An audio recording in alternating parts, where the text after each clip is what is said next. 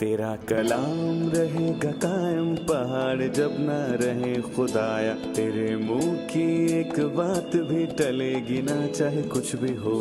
तेरी मान दिए है जिंदा सोने से भी कीमती, मेरा दिल ये दे गवाही है ये किताब अजीम।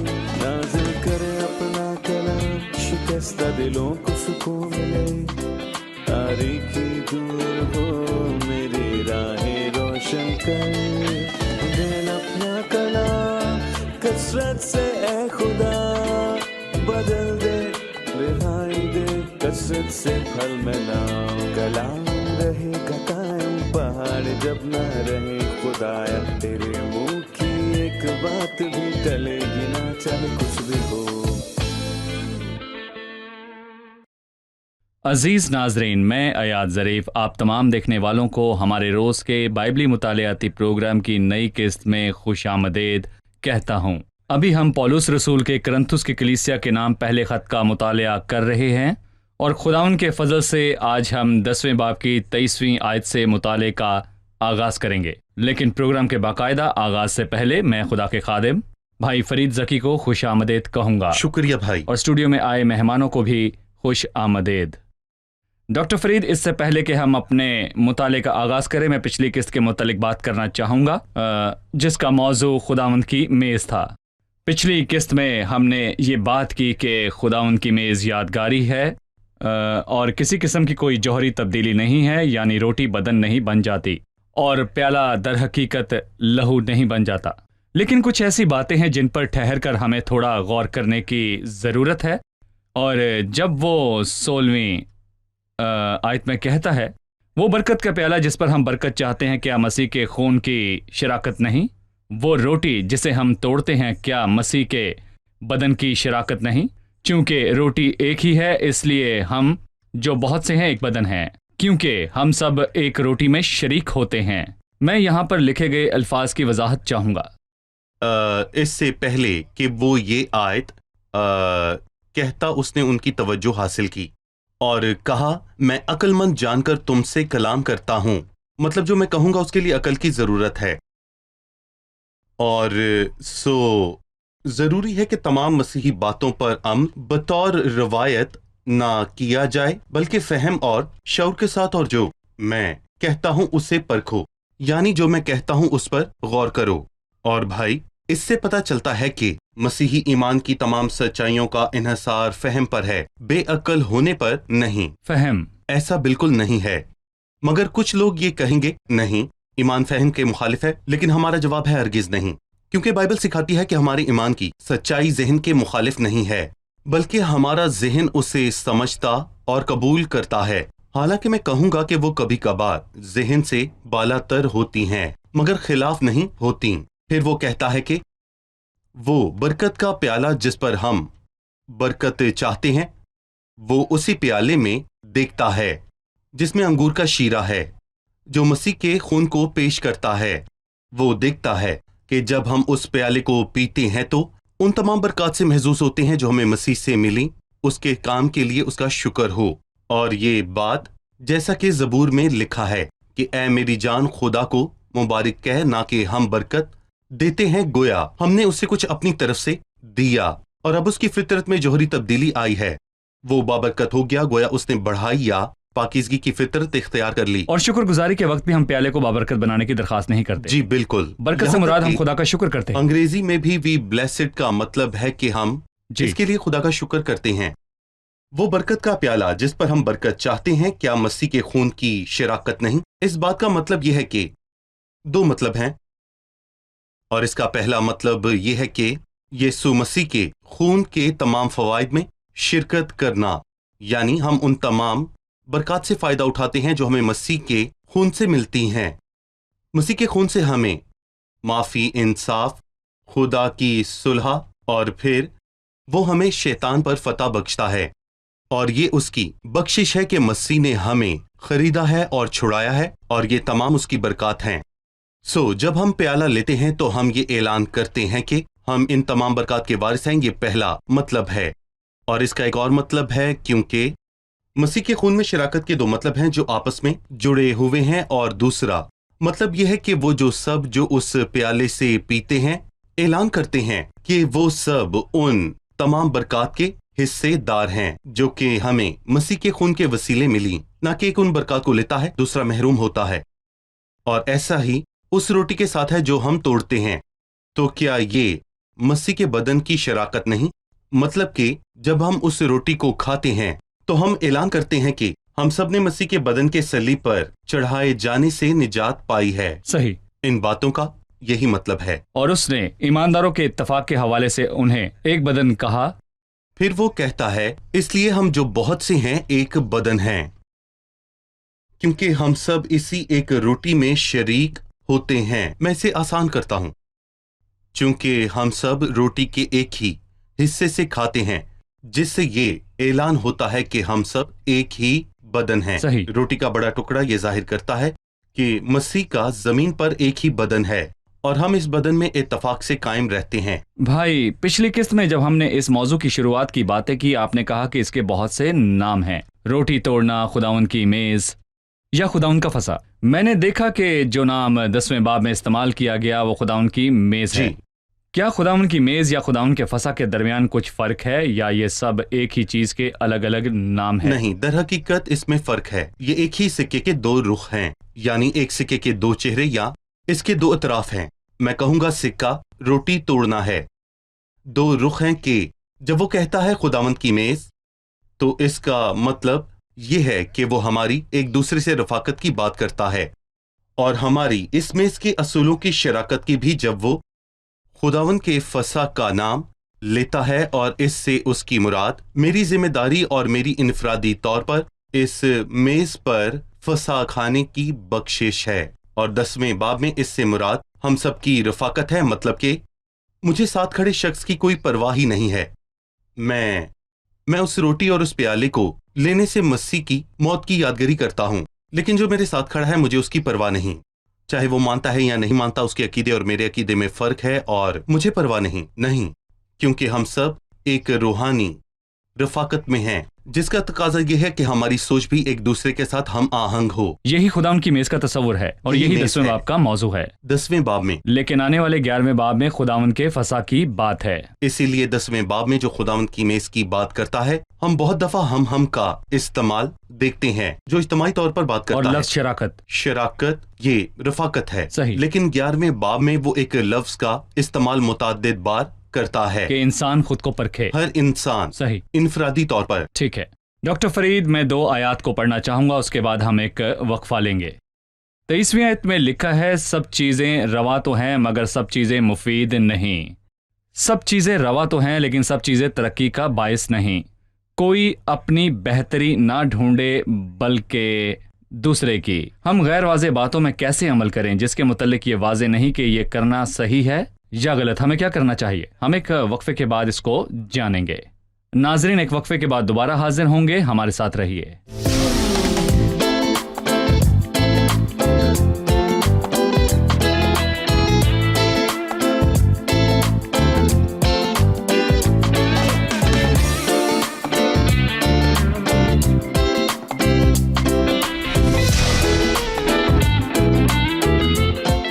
خوش آمدید ناظرین، آئیے بات چیت کے سلسلے کو آگے بڑھاتے ہیں۔ بھائی، میں نے پوچھا تھا کہ غیر واضح باتوں میں کیسے عمل کریں جو واضح نہیں ہیں۔ چند سوال پوچھنے سے جن کا تذکرہ میں کیے دیتا ہوں۔ پہلا یہ ہے کہ کیا یہ چیز روا ہے؟ میرا مطلب، کیا بائبل میں اس کے خلاف کوئی حکم موجود ہے؟ کیا واضح حکم ہے یا نہیں؟ کیا اس معاملے میں صاف صاف حکم دیا گیا ہے؟ جسم کی خواہش کو لے لیجئے، جو آج ایک مسئلہ ہے۔ فحاش فلمیں یعنی پورنوگرافی، جو کہ میں کہوں گا کہ بہتوں میں شہوت پرستی پیدا کرتی ہے۔ اور کیا کوئی حکم ہے؟ ایک شخص کہتا ہے جب بائبل لکھی گئی تو کوئی پورنوگرافی نہیں تھی، اصول موجود ہے، جوانی کی خواہشوں سے بھاگ۔ ٹھیک ہے، پس اپنے ان اعضاء کو مردہ کرو جو زمین پر ہیں، یعنی حرام کاری، ناپاکی۔ سو بائبل نے ناپاکی کے حوالے سے بات کی ہے۔ بری خواہشات، کیا یہ میرے لیے فائدہ مند ہے یا پھر نقصان دہ ہے؟ اور جب کوئی تمباکو نوشی کے حوالے سے بائبل میں کوئی حکم نہیں ہے، ٹھیک ہے، لیکن کیا یہ فائدہ مند ہے؟ کیا کوئی ایسا ہے جو کہے کہ میں سگریٹ پیتا ہوں تو میری صحت اچھی ہو جاتی ہے؟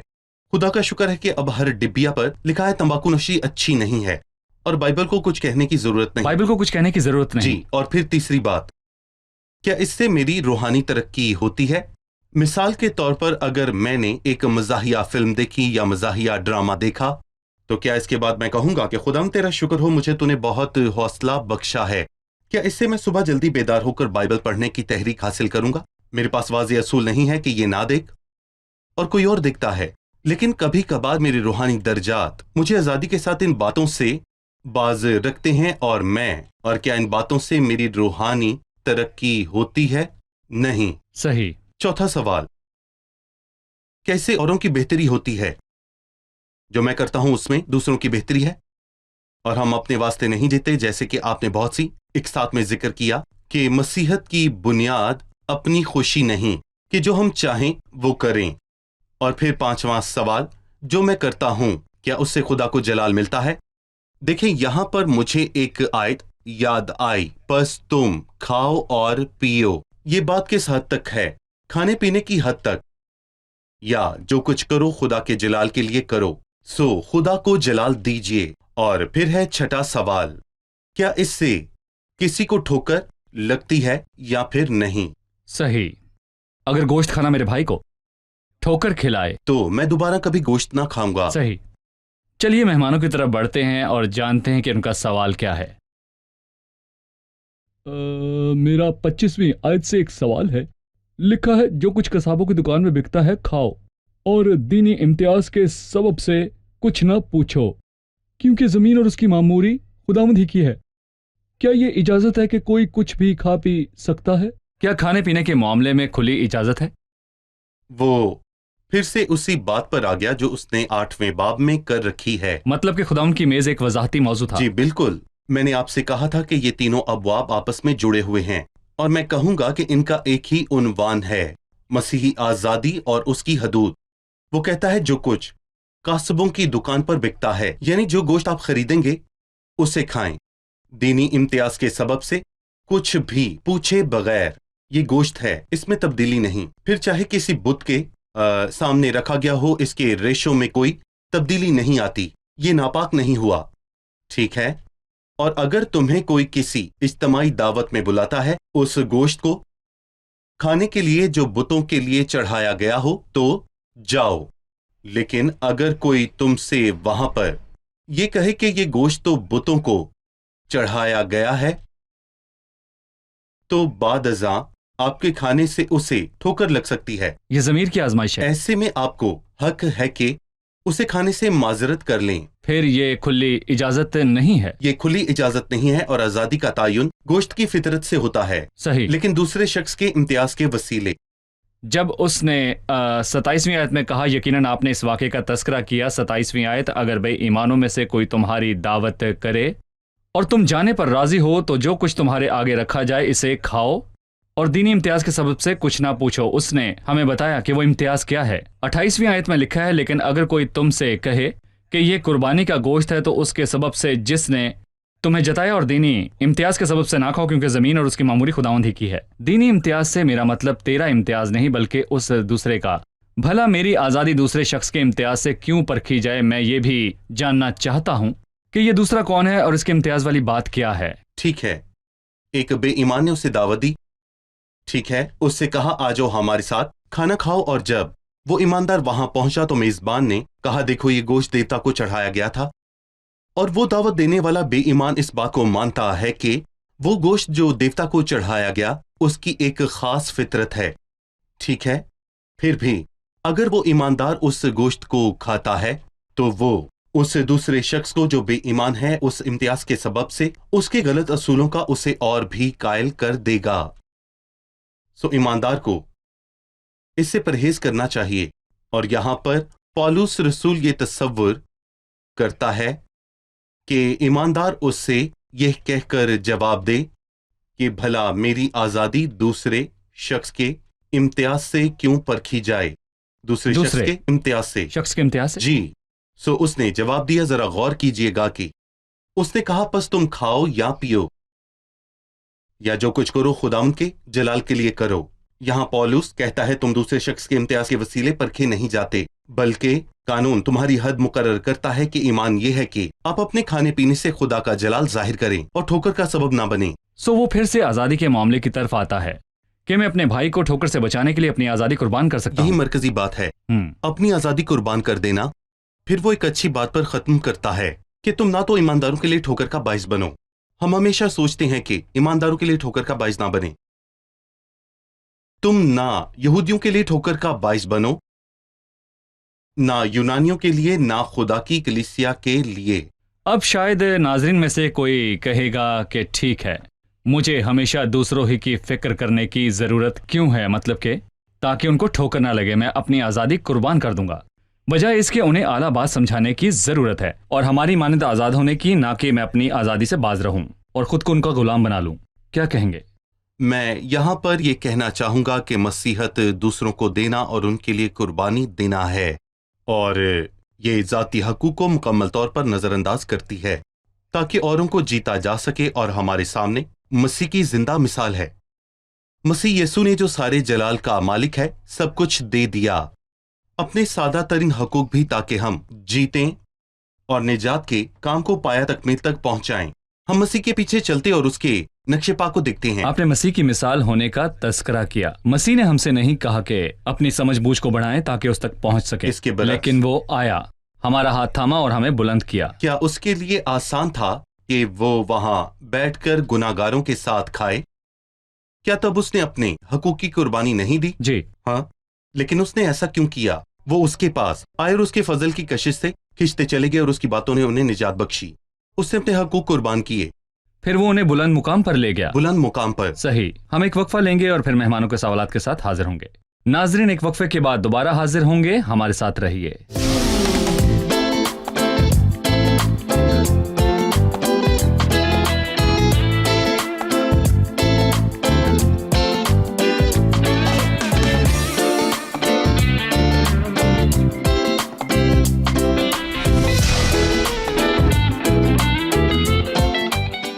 खुशामदीद। आइए चलते हैं मेहमानों की जानिब और जानते हैं उनका सवाल।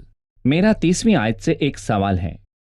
अगर मैं शुक्र करके खाता हूं तो जिस चीज पर शुक्र करता हूं उसके सबब से किसके लिए बदनाम किया जाता हूं? मैं इस आयत की वजाहत चाहता हूं। जी डॉक्टर फरीद, क्या कहेंगे?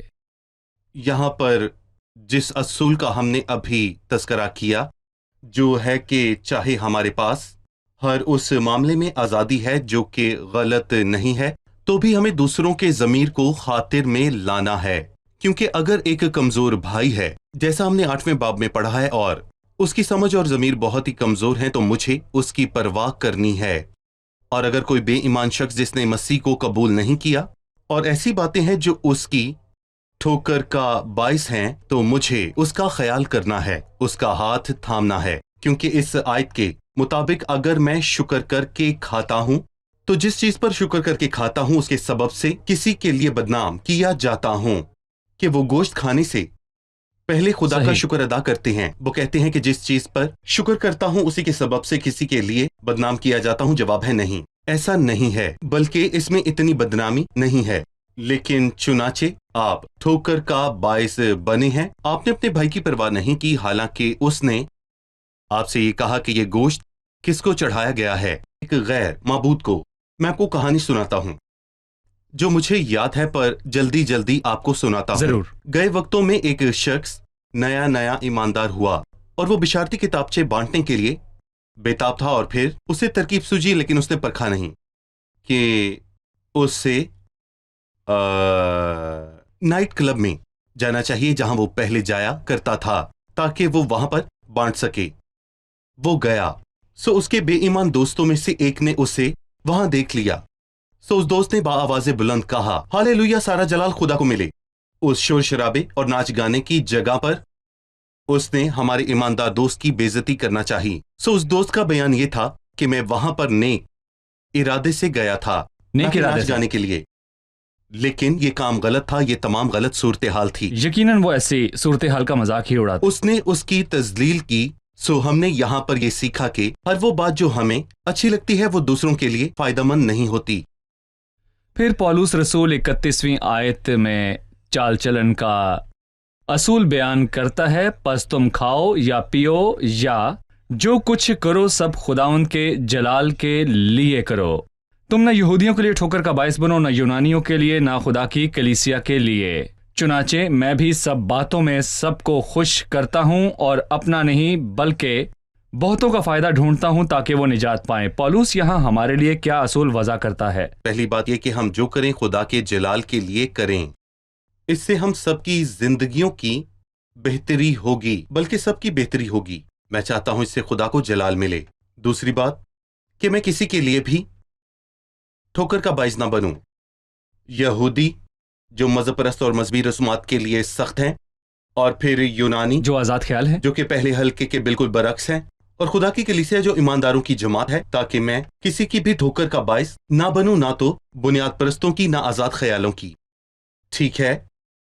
اور تیسری بات یہ ہے کہ میں سب باتوں میں سب کو خوش کرنا چاہتا ہوں اور اپنا فائدہ نہیں ڈھونڈتا، اور یہاں پر خوش کرنے سے مراد حقوق قربان کرنا ہے تاکہ دوسروں کو تھاما جا سکے، تاکہ ان کی روحانی ترقی ہو سکے۔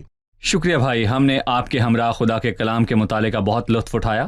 اب میں 11ویں باب میں عبادت کے آداب اور خداوند کے فسح کے بارے میں سیکھنے کے لیے بےتاب ہوں۔ آمین۔ چلیے جانتے ہیں کہ مہمانوں نے آج کیا سیکھا۔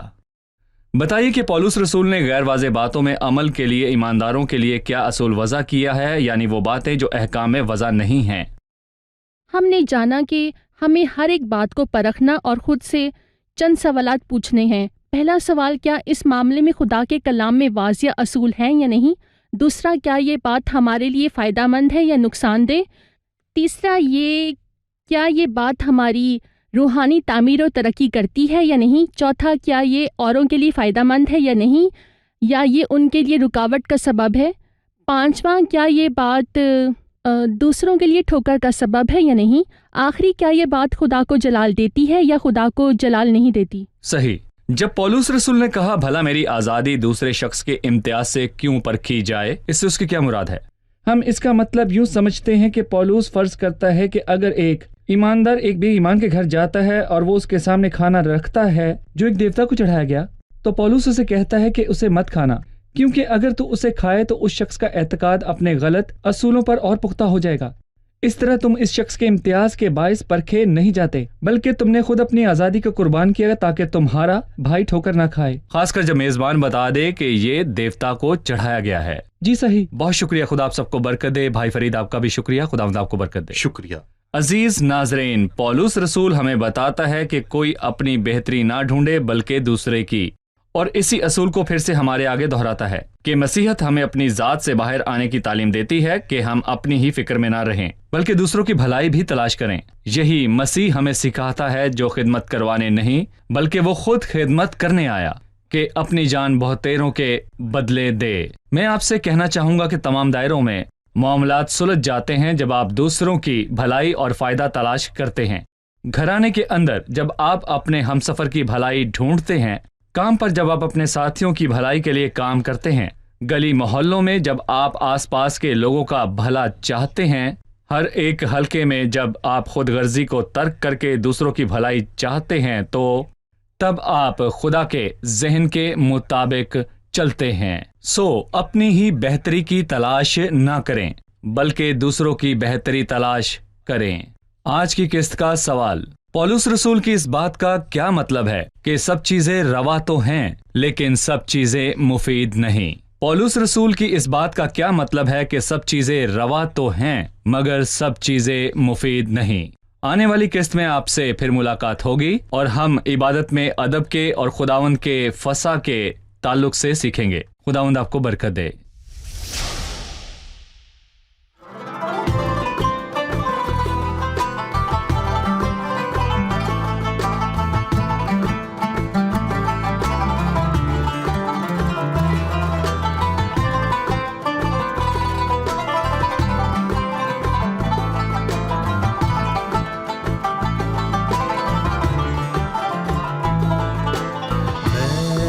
سواك يا سيدي حياتي رضاك يا سيدي ما لي سواك يا سيدي حياتي رضاك يا سيدي، أنت متكلي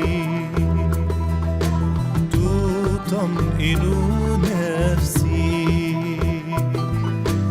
حلو ما أشهاك يا سيدي، نفسي لا تسلاك يا سيدي. حلو ما أشهاك يا سيدي، نفسي لا تسلاك يا سيدي. تفرح قلبي، أنرت لي دربي. حينما ألقاك يا سيدي، عذب ما أحلاك يا سيدي. حينما ألقاك يا سيدي، عذب ما أحلاك يا سيدي. تبدد همي، تفرج عني.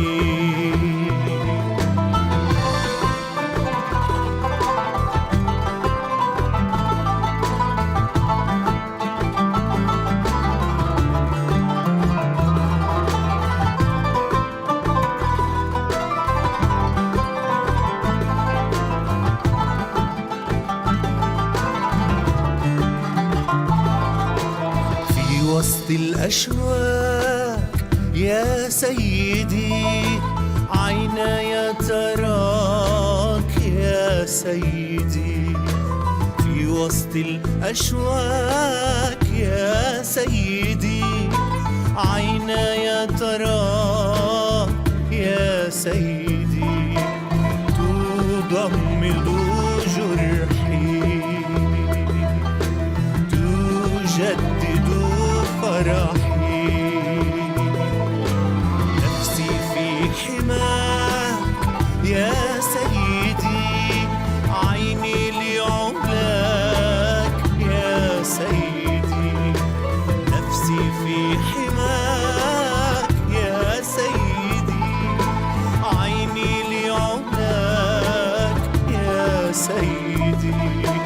قوتي حبك،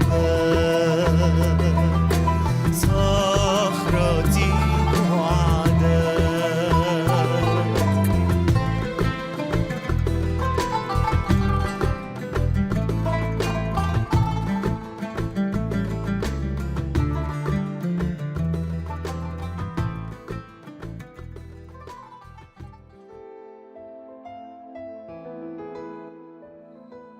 तेरा कलाम रहेगा कायम पहाड़ जब न रहे खुदाया। तेरे मुंह की एक बात भी टलेगी ना चाहे कुछ भी हो।